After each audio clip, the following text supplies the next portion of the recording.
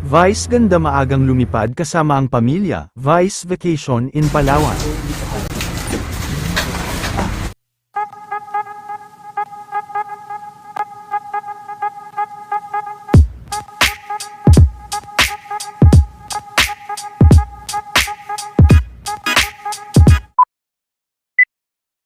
Matapos ang naganap na event kahapon at pagsuporta nila Vice sa Angkas Party List sa Cuneta Astrodome, ay naglaan naman ng panahon si Vice, para makapagpahinga at makapagbakasyon kasama ang pamilya nito.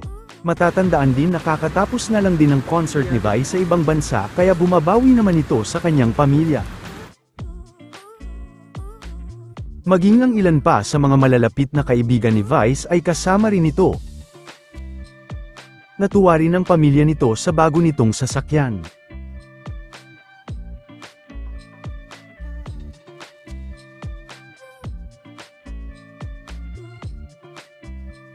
Hindi naman nakita sa mga lumabas na video si Mr. Ayon Perez.